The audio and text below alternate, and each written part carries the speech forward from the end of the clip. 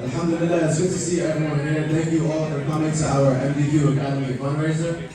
Bismillahirrahmanirrahim. Ya ayyuhalladhina amanu wa anfiqu mimma razaqnakum min qabli an ya'tiya yawmun la bay'un fihi wa la khullatun wa la shafa'a wal kafiruna humuz zalimun. Allahu la ilaha illa huwal hayyul qayyum la ta'khudhuhu sinatun wa la nawm lahu ma fis samawati wa ma fil ard man dhal ladhi yashfa'u 'indahu illa bi'idhnihi ya'lamu ma bayna aydihim wa ma khalfahum wa la yuhituna bi shay'in min 'ilmihi illa bima sha'a wasi'a kursiyyuhu as-samawati wal ard wa la ya'uduhu hifdhuhuma wa huwal 'aliyyul 'azim. Sadaqallahul 'azim. Ayat 254-255. O believers, donate from what we have provided for you before its arrival of a day when there will be no bargaining, friendship, nor intercession. Those who disbelieve are truly the wrongdoers. Allah, there is no God worthy of worship except Him, the ever-living, all-sustaining. Neither drowsiness nor sleep overtakes Him. To Him belongs whatever is in the heavens and whatever is on the earth. Who could possibly intercede with Him without His permission? He fully knows what is ahead of them and what is behind them, but no one can grasp any of His knowledge. But except that He wills to reveal, His seat encompasses the heavens and the earth, and the preservation of both does not tire Him, for He is the Most High, the Greatest. Indeed, Allah has spoken the truth.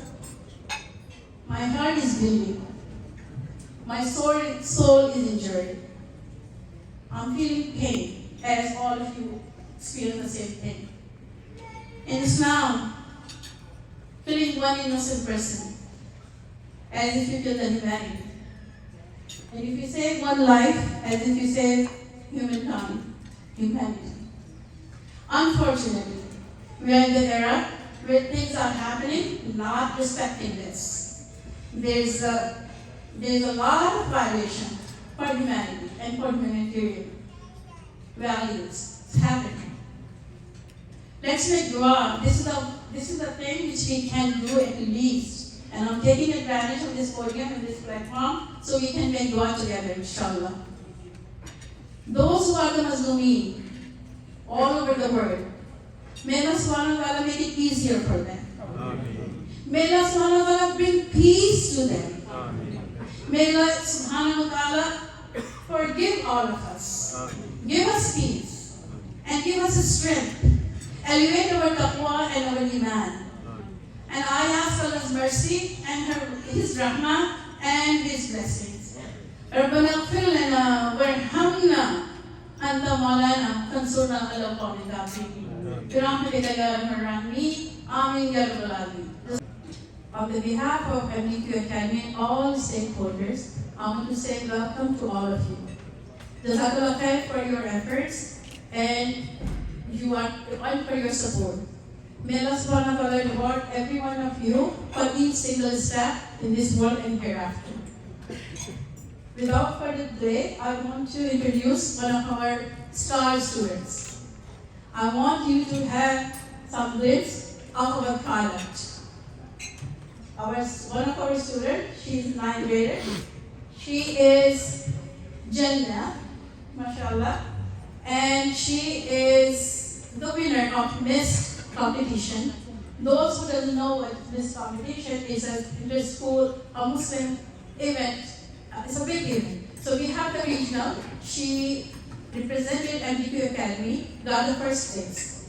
Then she represented us at national, and over there, mashallah, her competitors were high schoolers, senior and juniors, and mind you, she was only in 8th grade. Alhamdulillah, I'm so proud of my teachers, her parents, and of course herself. She did a wonderful job and she won the competition. Takbir. Assalamu alaikum wa rahmatullahi wa barakatuh. My dear brothers and sisters, it is a pleasure to be here with you today. Rocks, mountains, trees, oceans, all of these creations' weights are uncomparable. But what if I told you all of these creations held something even greater than their weight? What is that, you may ask?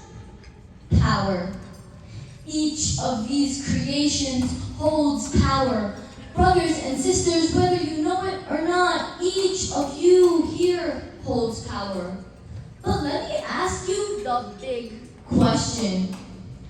What does power mean to you? According to Google, the definition of power is the ability to do something. But the dictionary says that power is having control, authority, or influence over others. Now, which definition should we go by? If you ask me, I would say none. You ask me why? I would say, what does the Quran say? What does having power and authority mean in Islam? The Quran says, أعوذ بالله من الشيطان الرجيم بسم الله الرحمن الرحيم فلله العزة جميعا. Subhanallah, Allah holds the real power. However, that does not mean we, the servants of Allah, cannot hold power. You in the black hijab, go get me a glass of water. You with the glasses, go get me a pen. Is this an example of what holding power really looks like? Using it for your own advantages and desires? No, my dear brothers and sisters, in order for us to hold real power, lead and guide others, we must first truly understand our own intentions. In Islam, this is called niyyah. But why is having a clear and sincere intention so important?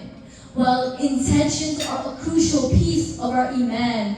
Think about it. Even simple, everyday tasks surrounding us require niyyah.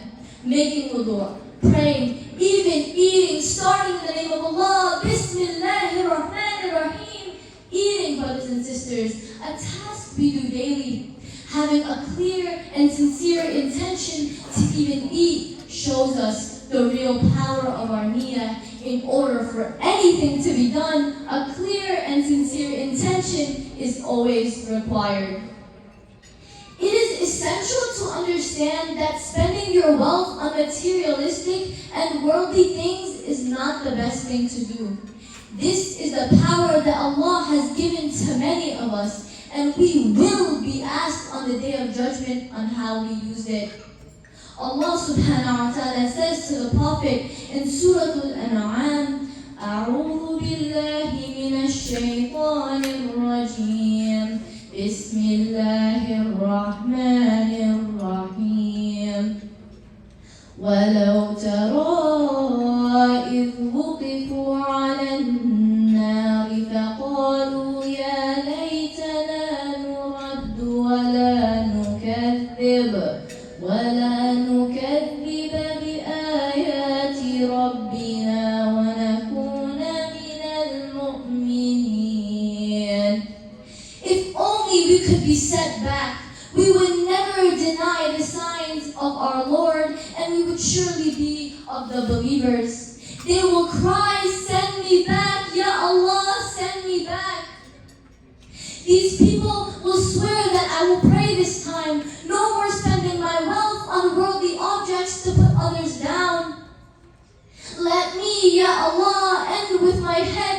the ground in sajda. From their graves they will shout, Rabbi Ja'alni, send me back, my master. Allah will say, La, you will never be able to return. Brothers and sisters, there will come a day when you will be crying these words and Allah will say, La, what's done has been written and the book has closed. Enter the hellfire. A reminder to all of us here today, brothers and sisters, Allah has given all of us power. Power to change. Let us come together and donate in this noble cause to change the future of Muslim youth here in Long Island. By donating to MDQ Academy's new building, we are not only constructing a physical structure, we are establishing an everlasting legacy of knowledge, faith, and progress. In Islam, the pursuit of knowledge is a religious duty. Education leads to spiritual, moral, and worldly growth. This institution has and inshallah will inspire many future generations. The Prophet Muhammad ﷺ said, seeking knowledge is must for every Muslim. ﷺ also said, 3 deeds continue after death. Continuous charity, beneficial knowledge, and a righteous child who prays for them. Let's donate generously so that we can build bridges to a better future for our Muslim ummah. One of the key verses in the Quran that encourages giving for the sake of Allah is found in Surah Al-Baqarah, ayah number 261. The example of those who spend their wealth in the way of Allah is like that of a grain which sprouts 7 ears. And in every ear are 100 grains. So Allah multiplies the action of whoever He wills. Allah has boundless generosity and is the all-knowing. May Allah bless our efforts, accept our charity, and make our contributions a means of everlasting reward in this life and the next. Let us embrace the opportunity to connect our holding power with good and clear intention and legacy with the act of donating to this new school building. And in doing so, let us build a legacy of knowledge, compassion, and iman for generations to come. Lastly, I would like to thank Sister Atia, Brother Muhammad, and all of my teachers for giving me this amazing opportunity to speak here today.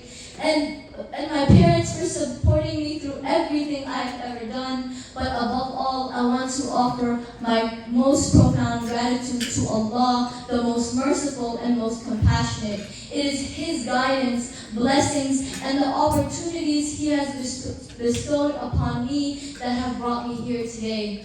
Jazakallah khair and assalamu alaikum wa rahmatullahi wa barakatuh. نشرح لك صدرك ووضعنا عنك وزرك الذي أنقض ظهرك ورفعنا لك ذكرك فإن مع العسر يسرا إن مع العسر يسرا فإذا فرغت فانصب وإلى ربك فارغب.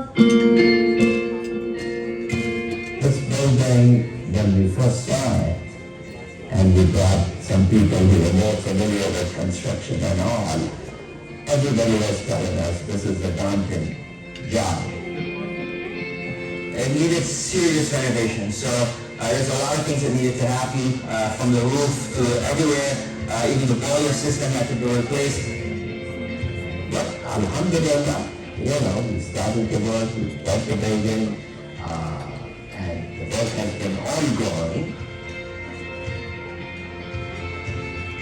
Seeing the space now, from what it was, when it began, it brings an incredible sense of achievement that the team, such a small team, was able to do so much work in such little time. The building that was shambled, now it looks so bright. The colors are beautiful, the lights, the electricity, the plumbing, the bathrooms are all done. The floors, the epoxy floors look so beautiful. And soon, when the students go through these halls and these classrooms, we will have achieved our little goal. But there are still a lot of things that we actually need to get done. And this is one of the reasons why we're having this second fundraiser, to be able to finish up this amazing project that we have going on, inshallah. We're going to have state-of-the-art gymnasium. That, of course, needs one kitchen. And again, this is going to be a commercial kitchen, and that needs some work too. And the best part is we're going to have a musalla here. Our own prayer area with full lighting, full sound, where everyone can be engaged and listen to a khutbah, listen to a speech. So there will be Masjid Darul Quran Academy at Commack Mosque. Right now we are almost there.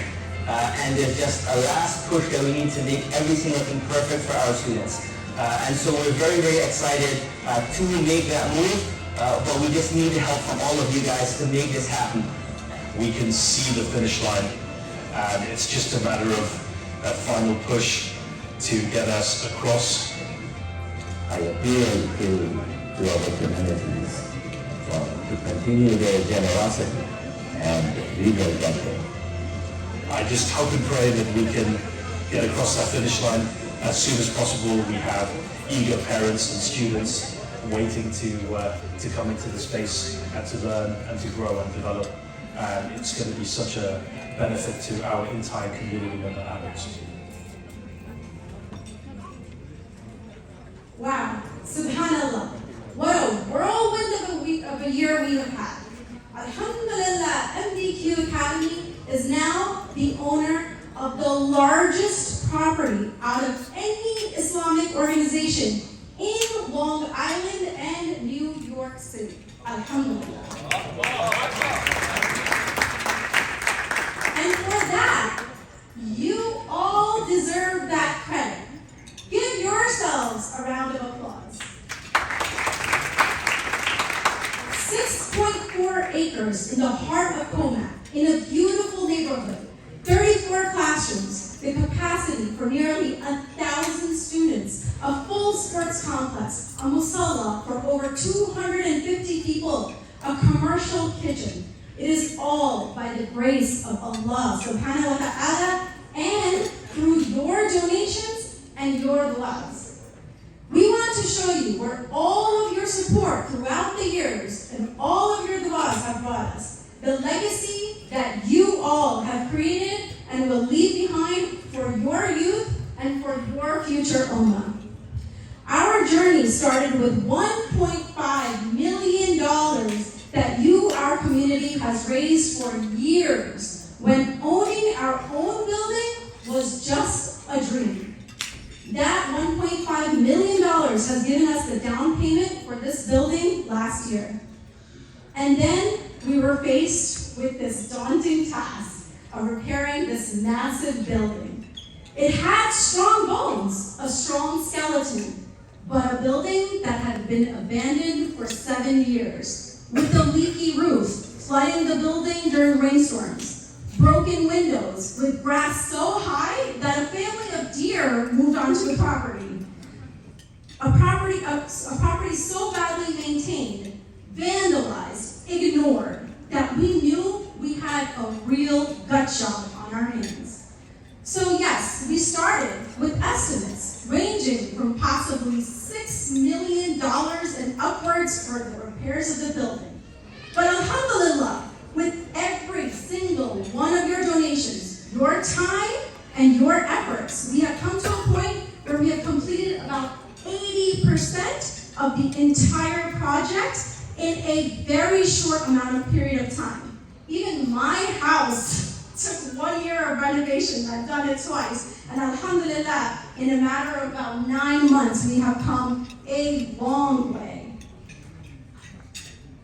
And how did we do this? By those individuals sitting amongst us who dedicated their time and resources, who are creating this legacy. I would like to say that there are many people in this community who helped us with the construction project. We have, if you are in the crowd, you may stand up. Brother Errol, Brother Jamil, Brother Halim, Brother Zia, Brother Tahir Qureshi, Brother Salim, Brother Aftab, Brother Amr, Brother Zohaib Alvi. We have many members in our community who have stood up and done our boilers, our windows. Our entire project has also been constructed by our community members. Jazakallah khair. Subhanallah, our precious little ones will now have a roof over their heads, worth $400,000, donated by an anonymous donor. We had over $300,000 worth of beautiful windows, letting in the light this building so desperately needed, donated by one single family. MashaAllah. The sheetrock, creating the safe walls where our students will laugh, learn, and create lifelong relationships, donated. The new epoxy, beautiful flooring, the lighting, has all transformed this building to what you see today. Almost there. Every dollar of yours has been carefully utilized into this project with love and care. We are creating a space for these youth, a place for them to play, to think, to speak, to represent, to create, and to lead. And not only for our students, but imagine the possibilities for our entire community. After school cooking classes in a state-of-the-art commercial kitchen, we can have sports activities, events like basketball, volleyball, a gymnasium that can hold hundreds of people, a HIPS program, after-school Quran classes, community events, fairs, weddings, aqiqahs. There is a list of things that we can be doing in this property, in this new MDQ Academy and Community Center.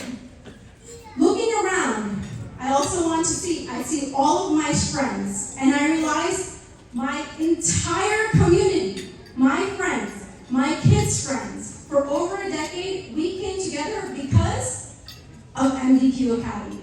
We created an ideal micro-society. MashaAllah, can you imagine? Trying to get a feel of how it felt to have our own companions like the Sahabi, our own Ansars, the helpers, who have the same ideals, the same morals. I am so blessed to have this community for me and my family, and it is because of this school, MDQ Academy. We ask you now for an urgent appeal. Our lease has expired. We have fought a battle and are almost at the finish line. We need $600,000 to complete this project, inshallah. Your donations will go towards a parking lot, fences, gates, so much more. We need your donations to complete the gymnasium, the kitchen, and musalla. We want to thank all of those who have contributed tirelessly towards this project. And you know who you are. May Allah subhanahu wa ta'ala reward you immensely. Let's build this legacy together. Jazakallah khair. Assalamu alaikum wa rahmatullahi wa barakatuh. Today I just have one job, and that is to introduce our guest speaker. I am very, very honored to have with us today Sheikh Ammar Al-Shukry. He is someone who I actually grew up with about almost 20 years ago. We started Al-Maghrib in New York together. We did a lot of work to set the foundations for Al-Maghrib inside this state. And then, alhamdulillah, now he is an integral part of Al-Maghrib Institute. He's one of the instructors, he's one of the directors of Al-Maghrib Institute, alhamdulillah. And one of the great things, one of the reasons why we have Sheikh Ammar here with us today is because Sheikh Ammar is a world traveler. He travels all over the place. He sees the different communities. He sees the needs that are there. One of the places that he's actually done many tours to, along with Mecca and Medina, is one of the places that is inside our hearts right now, and that is Al-Aqsa, that is Jerusalem, that is Palestine. So he is someone who has visited far and wide, and so we wanted to bring him here to share a few words with us. Jazakumullah khair. Alhamdulillah, salatu wassalamu ala rasulillah wa ala alihi wa sahbihi kathira. It's a pleasure to be with you all tonight. I have a few things that I'd like to share on the topic of this beautiful project. And really it has to do with students Muslim students who are growing up in the United States. And this is advice that I usually give to the youth, whether they're in high school, whether they're in college. And today I wanted to share it with the parents as well, while the youth are here. And so this is advice for everybody, and it's really just 5 points that I have in a little bit of an acronym. That's a little bit awkward, but it's PRIDE. P-R-I-D-E. And I'll explain what I mean by that. These are 5 points of advice. The first, the P stands for the prayer. When I am raising a Muslim child in the United States of America, there's one thing that I could give them. It is the salah. And I'll tell you why. I had a beautiful man who came to the masjid, and I've never seen him before or after. I saw this man one time in my life. I don't know if he was an angel or what. But in that moment, he said to me, "Do you know what I tell my children?" I said, "What?" He said, "I tell my children, do you want to know when you will be Muslim?" And his children say, "What do you mean? We're already Muslim." And he says, "No, you will be Muslim when you pray without me or your mom telling you to pray. That's when you'll be Muslim. I don't want to raise you to pray when the teacher's telling you to pray. I don't want to raise you to pray when me or your mom tell you to pray. But when you pray because of the presence of Allah, not because of the presence of your mom or your dad, that's when you'll truly have submitted to Allah." I said, that's a beautiful way to frame it for your children. But not only that, at the end of the day, and I have my own children, I know that as much as I would like to protect them from everything that's harmful in this world, I will not be there to protect them from every obstacle and from everything that is painful. But what I can do is I can give them the tools to be able to be resilient through life's difficulties. Like we're seeing in Palestine, these children, life is coming at them very, very, very, very difficultly. And Allah subhanahu wa ta'ala has promised that we are all going to go through trials, and my children are no different. So what can I give them as a tool? I can give them what Allah gave them. Allah says, وَاسْتَعِينُوا بِالصَّبْرِ وَالصَّلَاةِ. Allah says in 2 places in Surah Al-Baqarah, Allah says, seek help in patience and prayer. Seek help in patience and prayer. The salah was never meant to be a burden. I gotta pray Isha, I gotta pray Maghrib, The salah was meant to lift your burdens. It is a gift that Allah subhanahu wa ta'ala has given, and it is a gift that every single one of us wishes that our children have. And if our Islamic school provides our children with nothing, even though alhamdulillah they provide us much more than that, but if they provide them with nothing in this life other than the salah that will anchor them, then that is enough of a gift. And so the first is the prayer. The second, the R in the acronym, is responsibility. Is that I raise my children to have a responsibility in this life. You know, the ulama mentioned that Allah subhanahu wa ta'ala places every prophet in the city, in the town where they're able to do the most good, where they're able to have the biggest impact. And so Moses was not raised in any city in Egypt, but he was raised in the house of Pharaoh. Isa alayhi salam did not belong to any tribe, but he belonged to Bani Israel. Not only did he belong to Bani Israel, but he was from the family of Imran. Rasulullah sallallahu alayhi wa sallam was not from any Arab tribe, but he was from Quraysh itself. And so when Quraysh accepted Islam, all of the Arabian Peninsula accepted Islam, because the Prophet ﷺ was from the noble tribe, the most noble tribe. I say this to say that the responsibility of our young brothers and sisters who are growing up in New York City are different than the kids who are growing up anywhere else in the Muslim world. The kids who are growing up in the greatest city in the United States of America, the superpower of this world, they have a responsibility that is different than everybody else in the world. And so it is important that we raise them to feel that responsibility and to have the courage to be able to fulfill that responsibility. And so I am so happy when I see a girl like Denmet who's in 9th grade and is speaking way better, she's speaking way better than I could ever in college. I was looking at Sheikh Tayyib and I was thinking to myself, I don't think I ever gave a speech until I got to college. And the fact that, mashallah, tabarakallah, but that is a community that is investing in the courage of children. You know, I don't want to go on a long tangent, but it is important that you allow for young people to practice courage. And what I mean by that is that you allow them to practice courage in safe spaces before they're able to go out into dangerous places into the world. So it is not logical that we expect our children, when we say to them, when you go to university, speak the truth. And if you see something wrong, then speak out. And if you're out on the street, then speak out. But we haven't taught them to speak out in our own living rooms.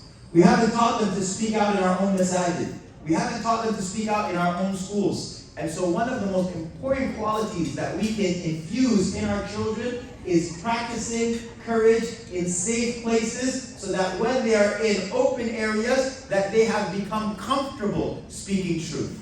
And that's why Umar ibn Khattab radiallahu anhu, when Abdullah ibn Zubayr was a young kid in Medina, he was around 7 or 8 years old. Umar ibn Khattab is the Khalifa, he's walking down the street and the kids start running because they see Umar. They're kids and they see an elderly figure, they see the Khalifa, so they're running in every direction. And Abdullah ibn Zubayr is just standing there. And so Umar says to him, why didn't you run like everybody else? And he said, I didn't do anything wrong for me to run from you, and the street is big enough for both of us. Why am I running?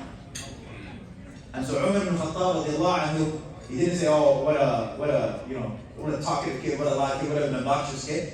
He was happy that he had a 7-year-old kid from the Ummah who's that confident, who's that logical, who's that articulate. And guess what? That kid, he grew up to be Abdullah ibn Zubayr. And so allowing for our children to practice courage and feel that responsibility. The I is identity, and identity is so big. And I have so much to say about identity. You know, a lot of our kids get lost, especially in their teenage years, because they're looking for an identity. And so they're trying to connect. They're trying to find strength. Young men especially are attracted to strength. Look at all of their heroes. Look at the athletes that they follow. Look at the people that they follow online. It's people who are powerful. Now, identity has a number of pillars, but I'll just share 3 of them very quickly. Number 1, the most important is your worldview, your aqidah. Where do you get your belief from? How do you know something is right? How do you know something is wrong? How do you know this is true? How do you know this is false? Where do you get your source of morality from? That's the foundation. That's number 1. But number 2 is your history. And your history is very important. You know, we are closer to Toronto than we are to California.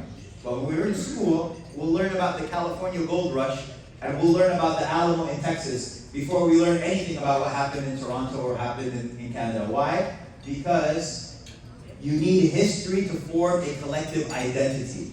And so every nation teaches its own history to create that identity. What is my point? If I want my child to be attached to the Muslim Ummah, then they need to know the history of the Ummah. And that is one of the great gifts that you get as being part of an Islamic school. But I tell you this, it's not just enough that they learn about the Sahaba, it's not just enough that they learn about the Umayyads, the Abbasids, and the Mughals. It is incredibly important that you yourself share with your children their family history. Talk to them about your towns. Talk to them about your villages. Talk to them about your grandparents. Talk to them about where you grew up. Talk to them about your particular history. Why?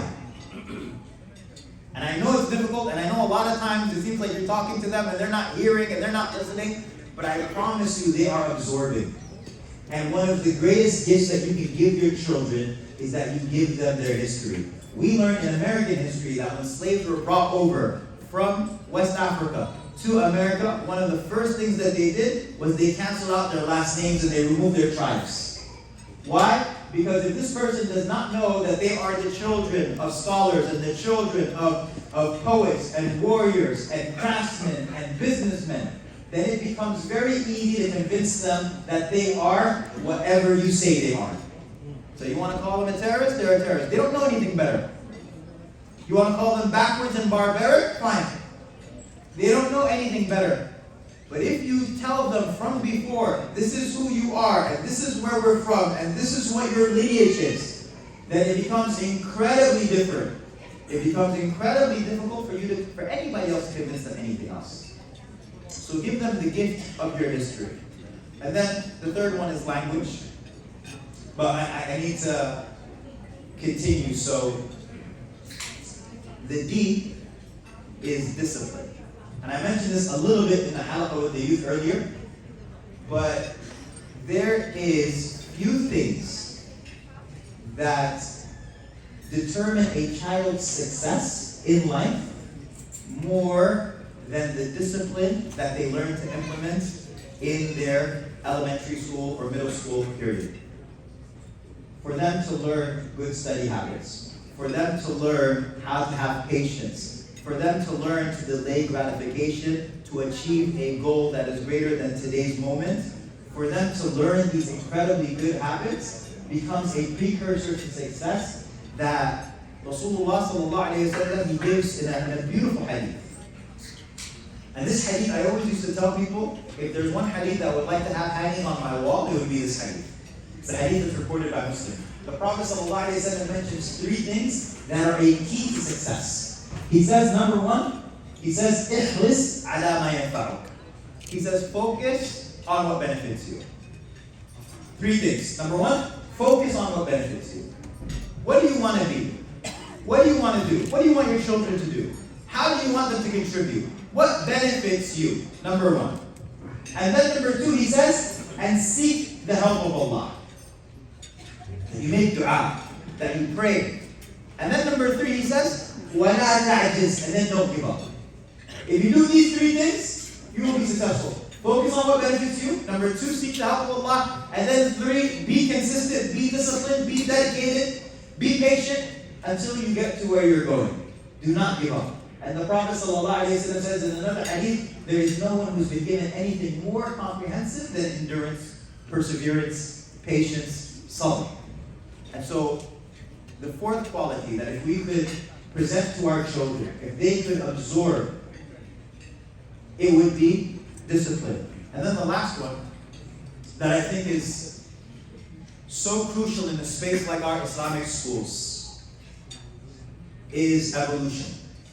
Evolution. Every teacher, and I'm sure every parent has experienced this, where your child evolved in front of your eyes. There might have been a time when they were being difficult. There might have been a time when you were incredibly worried about them. There might have been a time where you felt like they were continuing to go further away, but you continued to persevere, you continued to be present, and over time, they came back to you, or they grew. And that is also part of our literature, that is part of our tradition. The idea that what I hold to be true today, I may grow into a different position tomorrow. That intellectual honesty. Al-Shafi'i of Iraq was different than Al-Shafi'i in Egypt. Ibn Taymiyyah at the beginning of his life was different than Ibn Taymiyyah later on in his life. Imam Ahmad has so many positions that are different from the position that he narrated before. That intellectual honesty that our schools and our places and that our communities should appreciate our individual growth and our collective growth as a community.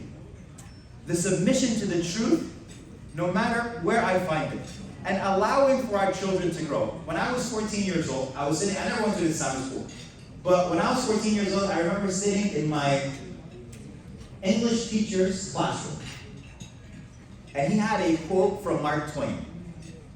And I remember feeling like, 14 years old, I remember feeling like my parents, they don't really know like the world that I'm in right now.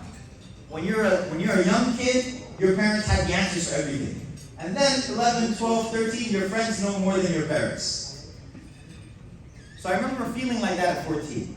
And I'm sitting in my English teacher's classroom, and he has that poster from Mark Twain. It's a beautiful quote. He says, When I was 14, my father was so ignorant I could barely stand to have the old man around. When I became 21, I was astonished at how much he had learned in 7 years. When I was 14, my father was so ignorant I could barely stand to have the old man around. When I became 21, I was astonished at how much he had learned in 7 years. So I remember being 14, looking at that quote and thinking to myself, maybe in 7 years, I'll realize that my father was wise all along also. But guess what? That required me to evolve. And it required for my parents to be patient with me. It required for my community around me to be patient with me. And so a lot of the work that we do with young people, honestly, is that we simply hold them and we hug them and we pray that they don't make too many destructive mistakes until they're able to evolve into the people that they're destined to be. And that is what I, inshallah, hope that this school as well is going to be. And so these 5 things, very briefly, is to focus on the prayer, is to focus on responsibility, is to carve into our children a strong sense of identity, Islamic identity, as well as developing discipline and dedication and these tools of success in any endeavor, as well as patiently waiting for them to evolve into the people that they're going to be. And so we ask Allah Azza wa Jal to bless this school, bless this project, bless this community, bless these children, and make their tomorrows better than their todays. Make them bright carriers of the future of this ummah, make them blessed, and make them luminous. Allahumma ameen. I encourage you all today, on this day, to give what you can. And I'll just share one beautiful hadith that I love very much, and then I'll hand it over. I'm not doing the fundraising, I'm very happy to not be doing the fundraising. But I'll share with you a hadith that I love very much. Uthman ibn Affan radiallahu anhu is a person who Allah knows best, but every time there is a fundraiser in the Muslim world, he gets more reward. Because he gets quoted in every fundraiser that happens in the Muslim world. And he's going to get quoted right now. The Prophet ﷺ was fundraising for the army of hardship. It was the first campaign against the Roman Empire. And the Prophet ﷺ is fundraising, and Uthman ibn Affan says, Ya Rasulullah, I am donating 100 soldiers. I'm financing 100 soldiers with their armor and with their rights, everything. The Prophet ﷺ accepts from him. And then later on, fundraisers continuing, the Prophet ﷺ hears Uthman say, Ya Rasulullah, 200. He accepts it from him. He continues fundraising. And then Uthman says, Ya Rasulullah, 300. And so when Uthman went home and came back and he brought his gold and he poured it on the lap of Rasulullah sallallahu alaihi wasallam, the Prophet sallallahu alaihi wasallam held that gold in his hand and he said, "Ma darra Uthman ma fa'ala ba'da al-yawm." Uthman will not be harmed by what he does after today. You know what that means? That means Uthman for the rest of his life, no matter what he does, it is not going to outweigh the good that he did in this moment. It is possible. There's 2 things that I love about this hadith. Number 1 is that Uthman, his first donation was something that he was comfortable with. Otherwise, he would have started with 300. But he was comfortable with 100. We all walk into an affair, a fundraiser, and we have a number that we're comfortable giving. This is what we're going to do. But what I love about Uthman is that he then doubled that. And that might have hurt a little bit. And then he tripled that. And that might have squeezed him. But at some point you start to compete with yourself. You're not competing with anybody else. I'm competing with myself. I'm trying to show Allah the best that I can do, and nobody else knows the best that I can do. But then, the second thing is that Uthman radiallahu anhu received a word from Rasulullah sallallahu alaihi wasallam that after what he did tonight, it may be that you and I walk away from tonight, and it is said about us that you will not be harmed by anything that you do after today. Allah subhanahu wa ta'ala might be pleased with you, a pleasure, that after which for the rest of your life, Allah subhanahu wa ta'ala is pleased with you. So we ask Allah Azza wa Jalla to accept from us all. Sallallahu alayhi wa sallam. Thank you, Brother Ammar, for the motivational speech and words of inspiration. Jazakallah khair. May Allah reward you and your family. On behalf of MDQ Academy, wholeheartedly we would like to welcome again And also, we want to thank all the donors, be a single dollar, because every dollar counts, to our high donors. May Allah subhanahu wa ta'ala reward you all and continue to give you more and donate generously to MDQ Academy as well.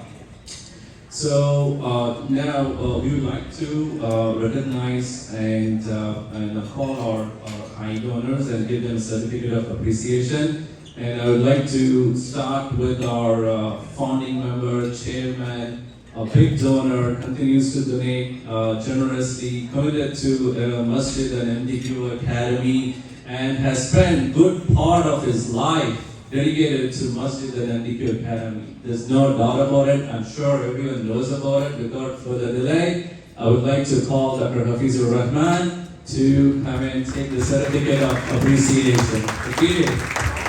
Thank you. This was not on the agenda.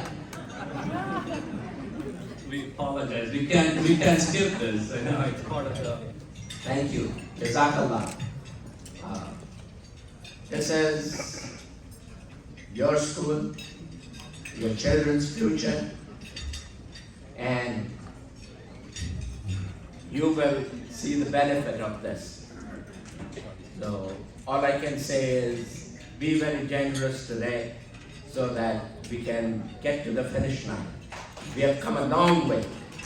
Those who have not seen the project, please come and visit Commack one Sunday, maybe one Saturday, and look for yourself. And this is a teamwork. This is not one person's doing. Yes, we started with 3 or 4 kids, and now 400 or 500, but this was everybody's effort. And may Allah subhanahu wa ta'ala bless every single person who's played a role in. Our education committee especially, they have worked day and night. And if you can single out one person here, please come forward here. This is Nahid, come here. Come here, one moment. One moment, come here.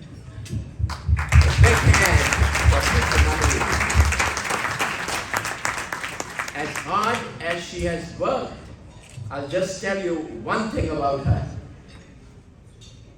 The alarm rings at the Commack school at 3 a.m. that there is a burglary or maybe somebody has come. Who jumps out of the bed and goes there? Not Ammar. Where is he? But Sister Nahid. Not once, not twice, multiple times. And may Allah bless her for all the hard work. So big hand for Sister Nahid.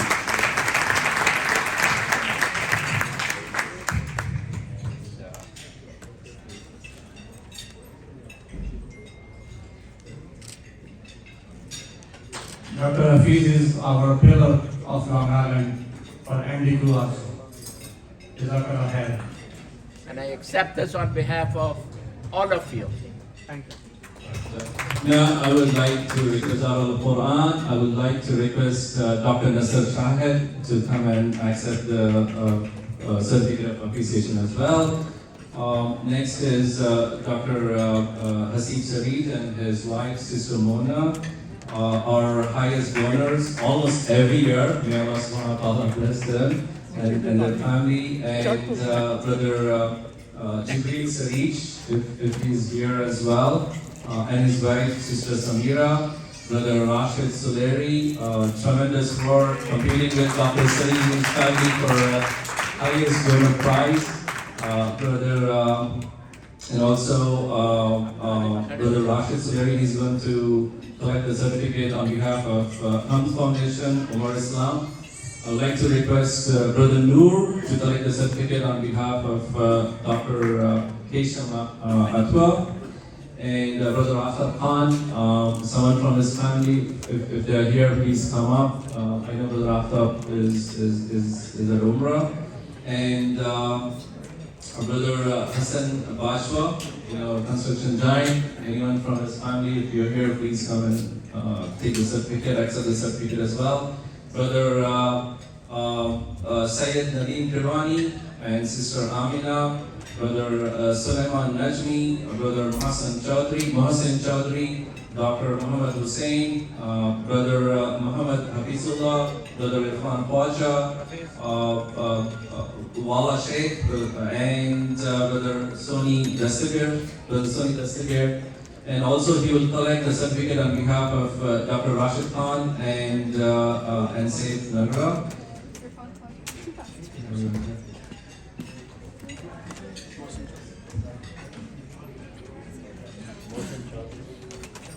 Brother Khalid Latif.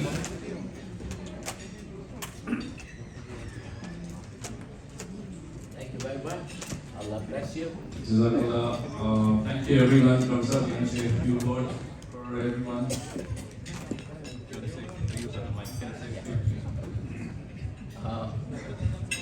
As you saw, that both Brother Hashmi and myself, we leapt up to the stage. But Allah has His way. When we lose the energy, we found some super energy. And I'd like to thank Brother Subari, Brother Sani, where are you? Can't go till I give you permission to step down. So we found two pivots in the community who have, as you all see, done a wonderful job, and Allah bless them and their family. From here onwards, the baton will be passed to these guys, and we will step back, and they will do a wonderful job. Thank you. And of course, the President Ammar also, who represents the whole community today.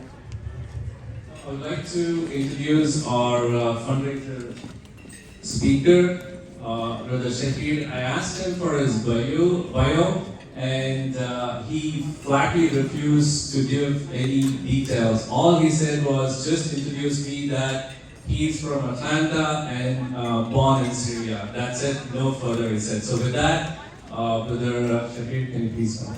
According to a cardiologist, they said if you are sitting for too long, it's very healthy to raise your arms like this. So please go ahead.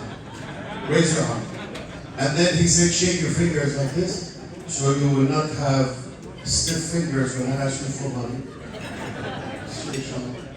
Let me get things first. My priorities.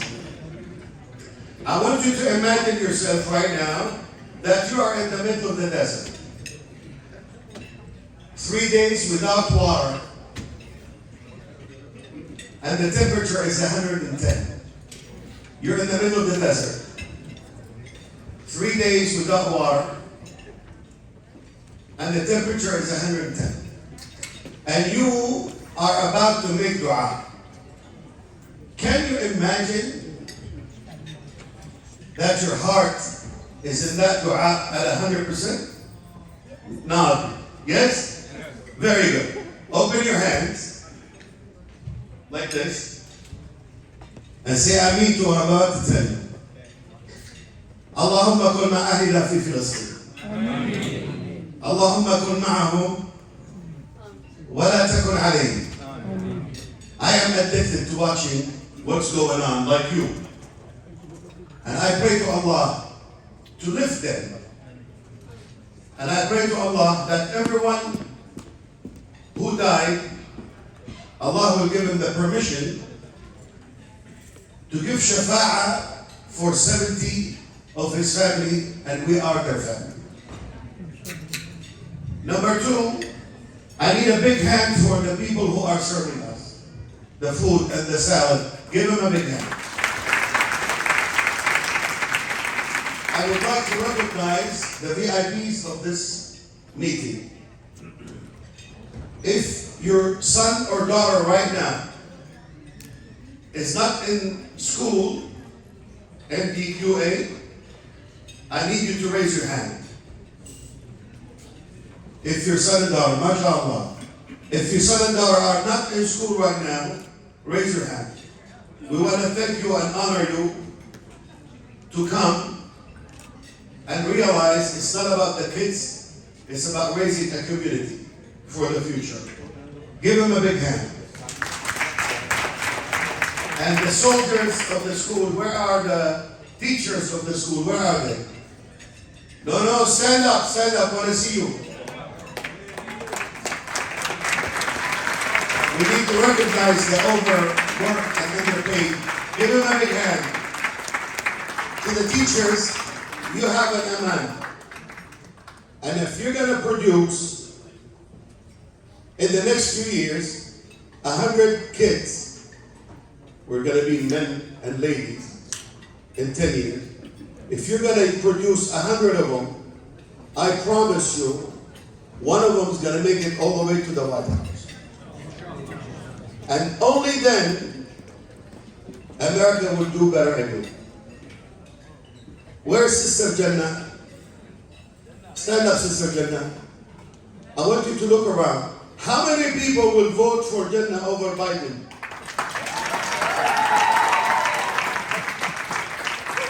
And I did not include my family yet. How many people will vote? Oh, you better raise your hand. How many people will vote for Jannah over the orange guy? MashaAllah.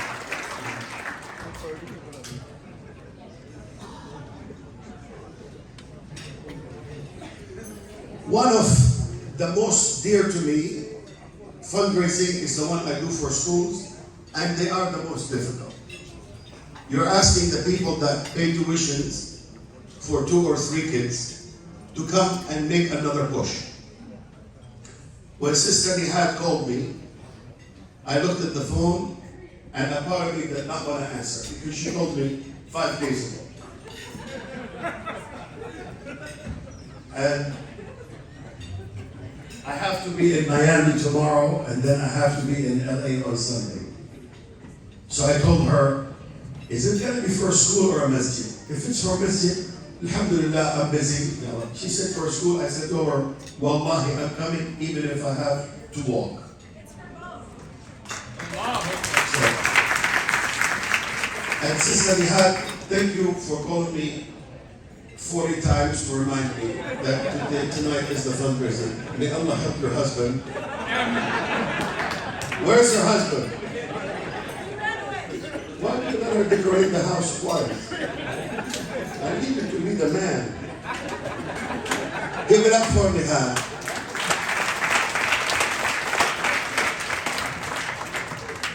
For those of you who are old enough, you remember how building the school has not been easy. One brick at a time. And no matter what they charge you for tuition, the school cannot pay the bills by the end of the year. This is common among the whole country. No matter what tuition they charge, it's overwhelmingly expensive. So I'll share with you a story that you can see on Google. But don't look it up right now. There was a Turkish kid. His name is Fakhruddin. 6 years old. Underline, Fakhruddin, 6 years old. He's Turkish. He goes with his father to the masjid on Friday. And as you know, in Muslim countries, no matter how many masajid you build, you're always going to be praying outside. On Friday. Alhamdulillah. And he asked his dad, he said, Baba, why do we pray outside? Why can't all of us pray inside? He said, Baba, the masjid is too small. And all the masajid get filled up plus on Friday. He said, Baba, why don't we make the masjid bigger? And he gave him the way we talk to our kids. Money, community, this neighborhood, that we don't listen. few Fridays come by, and he's thinking about it. He tells his dad, did I say Fakhruddin is 6 years old? Good. He said, Baba, when I grow up, I'm going to build a masjid for the sake of Allah. So we don't have to be praying outside. What house Muslim father, Arab, Pakistani, Indian, talk to his son? Like, get out of my way. How do you? Inshallah. We just say inshallah. You know, Baba, when I grow up, I want to be the best in basketball. Inshallah. Means khalas, stop talking. Fakhruddin goes to his mom and he say, Mama, I decided I'm going to build, when I grow up, I'm going to build a masjid for the sake of Allah. She said, what did you say? He said, when I grow up, I'm going to build a masjid for the sake of Allah. And she says, why don't you start now? Because you don't know if you're going to grow up. If you want to build a masjid for the sake of Allah, you start now. Because you might not have a chance to grow up. So when you want reality, you go to your dad. You're too young, shut up, dream according to your size. If you want to motivate, you go to your mom. So what she said, you better start now. Like, go to Home Depot, get a shovel, start digging. He had a plan. At the age of 6, he decided to give up on luxury food. Give up on luxury food. Like he's going to eat lunch and dinner and breakfast, but he really doesn't eat a Diet Coke. He doesn't eat a Kit Kat or a Snickers. And he did that. So when he sees a chocolate that he desires, he will tell the grocery guy, how much is that bar of chocolate? And he goes, $1. And he looks at him and he says, Saki Yadin, as if I have eaten. He does that with his lips. This is like your wife telling you 20 minutes before iftar that she made biryani. You know the taste of biryani, you go, yeah, I can't wait. A Coca-Cola, an orange juice, he wants to buy it, he said, as if I have eaten. And he take the money, put it in the box. It's Google, by the way, when I'm done, I'll give you the link. 40 years later, he brings a big box to the masjid in the neighborhood called Al-Fatih. Al-Fatih, the most famous. Al-Fatih. And he brings the box and he say, open it and build the masjid. They open it and they use the money. They build a masjid that fits 250 people. At the age of 46, he finished the project. The masjid, World War I, World War II, expansion, demolition, rebuilt and built. It was Fakhruddin Khadij taking his dream to his mom, and she's telling him, do it now, you don't guarantee tomorrow. What if he died at 45? He would have done it. He finished the masjid. What did he name it? What's the name of the masjid? The masjid is called Saki Yadin. The name of the masjid in Arabic, كأنني أكلت. The name of the masjid in translation in English, as if I have eaten. I read the story here in America. I could not wait to go to Turkey. We got to the airport, my wife and daughter, and right at the airport, the taxi driver, I told him, he said, you're staying at Polat Hotel? I said, no, we're going to Saki Yadim Atila. Everybody in Turkey knows the story of this motivated guy. Just like the brother, where is he? The one with the colorful kufa. He was on the stage. Where is he? That's, what's his name? Dr. Hafiz al-Rahman. When you were on the stage, everybody was hugging and kissing and loving on you. Because you're among the ones who had a dream and implemented it. But hold on. You've been doing this for how long? 30 years? I'm going to get you your effort and your money back before you go home. I got 300 people. Allahumma ihfaz Hafiz al-Rahman. May Allah grant him paradise with no judgment. May Allah give him the neighborhood of Rasulullah. May Allah reward you, brother. Very inspiring. I don't like having that many colors on your hat, but it's okay.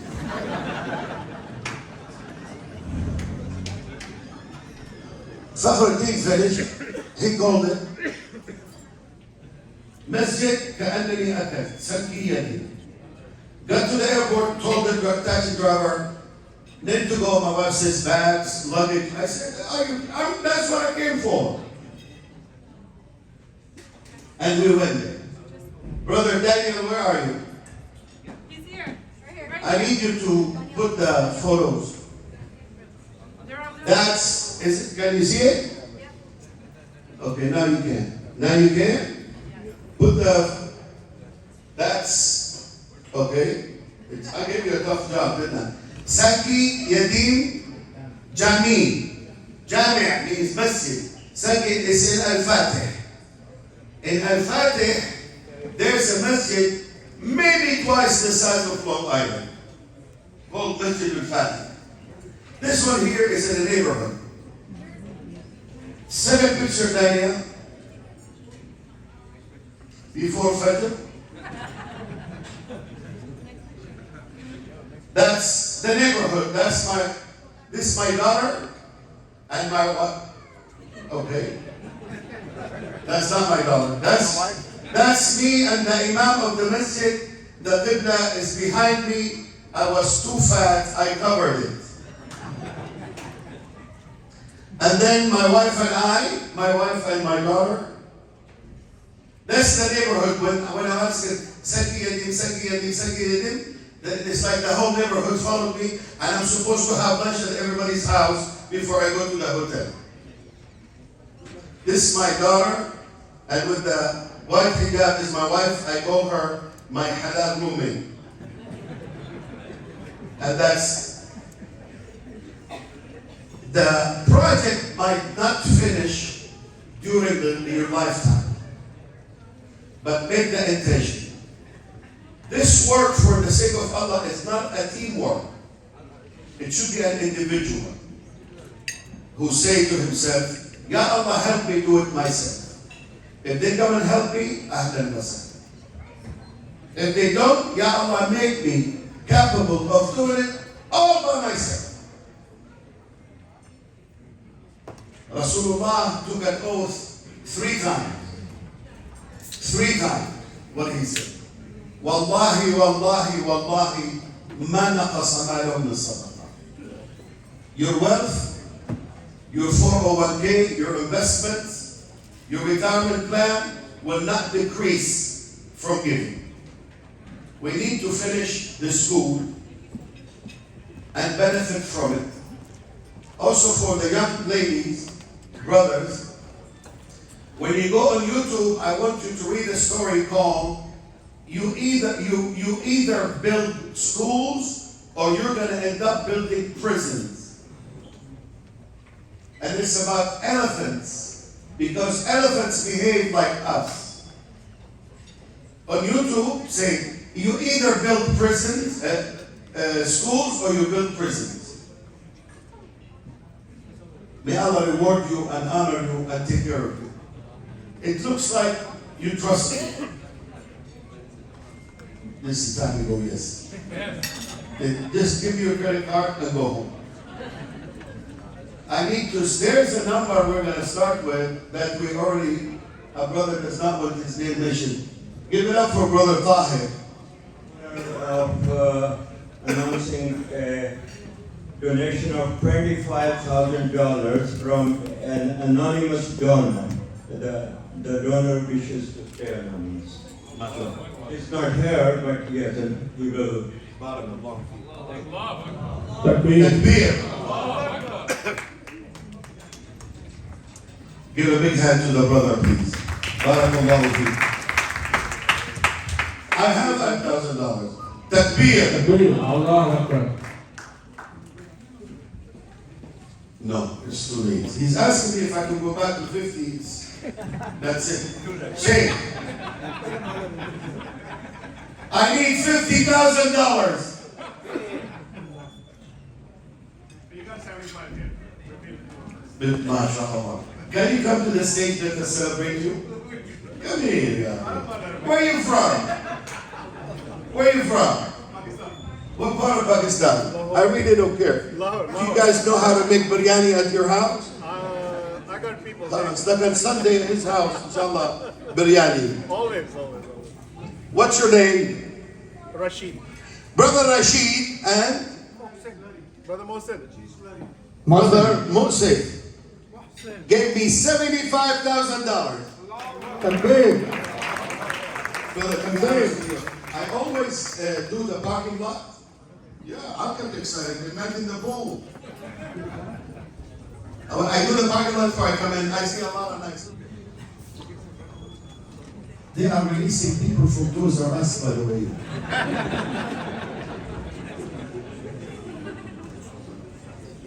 What's your name? I need help. Mom and Dad. Nobody claiming her. Okay, who wants her for $100? That's your daughter. What's her name? No share? Abdullah. What's your name? MashaAllah. She gave me a check for, I need help. I just got $1,000 from Saramir.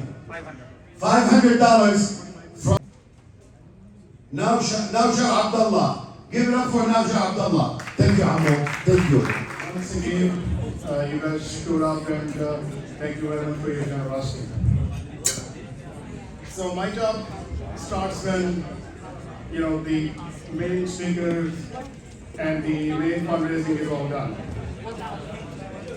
I have really something very, very special. Honestly, I want everybody's attention. I'm going to call a little girl who's very, very, very special to me, and I'm going to share with you what special she has done. Can I have Maria Hahn here, please? Maria is one of the brightest and very special students in MDQ Academy. As you all heard several times about in Musalla, a masjid in the new school coming up, inshallah. So that masjid is going to have many, many prayer areas, and we started a campaign in the school with the students and students' parents. So if somebody wants to sponsor a prayer rod, a prayer musalla, we want to sell or want to sponsor that prayer rod for $200. So this back over here, this big banner has those spots which everybody can sponsor one for their loved ones or for themselves. I started this campaign from the school just last week. I went to the school, I spoke with all of the students after the Juma prayer, and I encouraged the students to go ahead and get the sponsorships for these musallas. I asked one student, every student, to just get us 10. One student get us 10 sponsors for musallas. Now this is a surprising thing. My honor the checks. How much money is it? $12,250. $12,250 in 1 week. In 1 week. She calls me out after 1 day. 1 day she works on it and she called me back. She says, Uncle Rashid, I got you 12 musallas. Will you match me? I said, do another 10 and I'll give you 10. She's got $12,000. $1,000 is 5 musallas. 60 musallas she has already collected. 60 musallas, one child, one little girl, 60 musallas. Big round of applause for her, please. Okay. She's a bright MDQ product, and inshallah, all my prayers are with her. Now this is the catch. This is the time now. I believe we are at least 150 guests over here. 150 guests. If a little girl can do 60 musallas by herself, and I'm going to buy 10 from her, so that is 70 right there. Alright? I know each one of the guests over here has been invited by one of our volunteers. Okay? Several of my friends, my guests are sitting over here, and everybody else is somebody's guest. We all donated. So there's a brother, he's got 10 musallas over there. Thank you very much. That's brother Nadeem Bashir. So 5 for brother Zulfar over here. Thank you, sir. Anybody else who would like to donate some musallas? And the son from Nadeem Bashir. Yeah, and from Nadeem Bashir, inshallah. Jazakallah khair. Jazakallah khair. أعوذ بالله من الشيطان الرجيم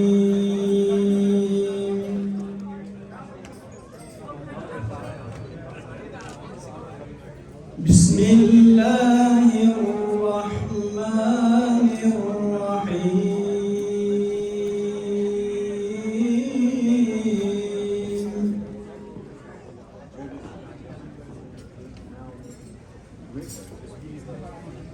سبحان الذي أسرى بعبده ليلا من المسجد الحرام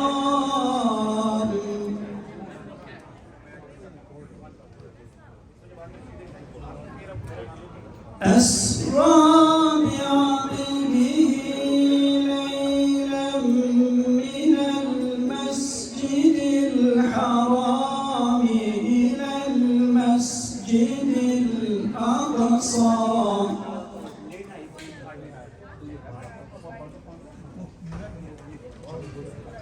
إلى المسجد الأقصى الذي باركنا حوله لنريه من آياتنا إنه هو السميع البصير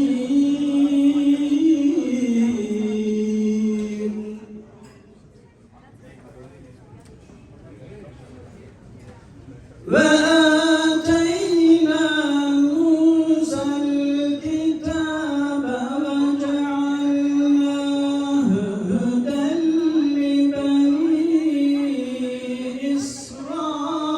إسرائيل هدى لبني إسرائيل ألا تتخذوا من دوني وكيلا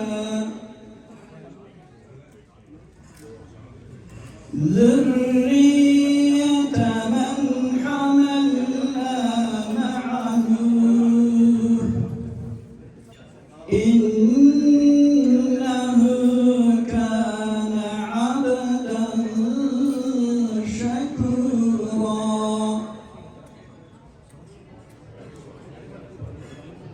بسم الله الرحمن الرحيم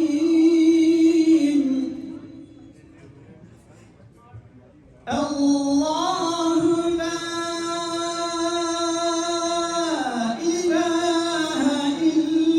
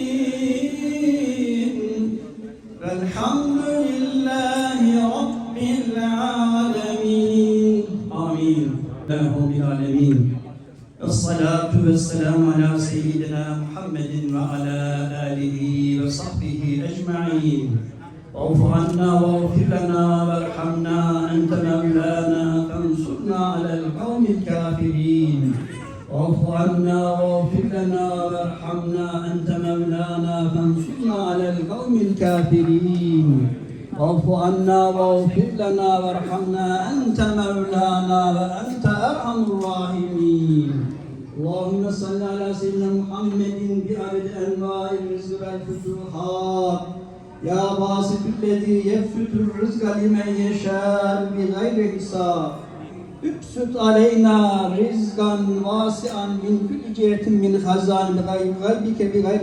مخلوق محص فضل كرمك بغير حساب يا أكرم الأكرمين ويا أرحم الراحمين افتح الباب يا الله افتح الباب يا الله افتح الباب يا الله اللهم اغفر صاحب هذا الطعام الآكلين اللهم اجعل دولتنا دائما أولادنا عالما صالحا فلا تسلط عليهم ظالما اللهم زد ولا تنقص بهمة الفاتحة